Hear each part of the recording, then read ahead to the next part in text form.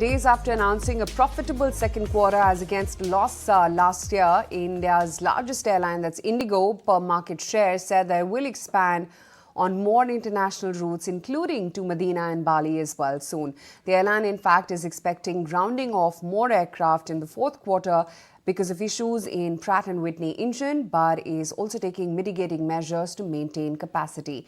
In fact, my colleague Sumit Chaturvedi caught up with Indigo CEO Pieter Elbers in this exclusive chat. You know, as one of the largest, if not the largest operator of Pratt and Whitney engines, of course, we're in constant dialogue with Pratt and Whitney, both on what precisely is going to happen at what point in time, as well as on the financial part of it. And I think next to what the precise information from the Pratt and Whitney side is, we're also discussing with them how can they help us to take some of these mitigating measures.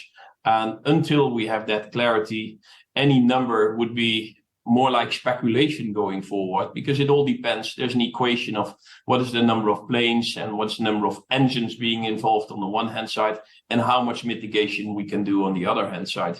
So we focus clearly on not only what is the impact, but also how we can do the mitigation and to what extent Pratt can help in addressing that mitigation. When it comes to the compensation, of course, that's an outcome to clearly also what's the overall impact. And that's been a topic of discussions, I should say, intense discussions we're having, of course, with Pratt and Whitney.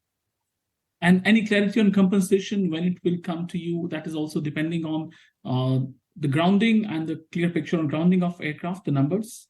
Yeah, well, I think you pretty much mentioned it. That is, of course, there's a correlation between what's going to be the compensation on the one hand side and what is going to be the precise number of groundings. And as that number of groundings and as that number of supply chain challenges is still fluctuating, the same would go for that number on compensation. I think what is clear that Indigo is operating in world's most dynamic, vibrant and fastest growing market. We need that capacity, and we're putting all our energy in obtaining that capacity with the help of Pratt, and outside the help of Pratt also with some other arrangements we're doing. And let's talk about expansion, Peter. Last time we spoke, clearly you were quite bullish about expansion on global front. You have launched 20 new flights globally in the past 6 months. What is the outlook going forward, especially in the coming season of December Christmas year end?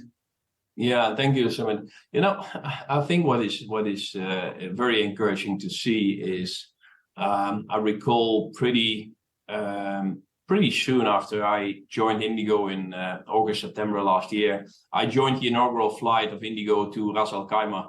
At that point in time, that was our 100th destination, and it was actually a moment of big pride and celebration for the company. Today, we operate 115, and soon we'll indeed reach the 120 in terms of number of destinations. So we have, in fact, delivered of what we promised in terms of international expansion and domestic expansion. The most recent international expansions to Baku, Tbilisi, Tashkent actually are doing very well. We have indicated that soon we hope to be able to announce also new flights into Bali and into Medina, and that will further expand our international portfolio. Okay, so that's the latest commentary coming in from Indigo.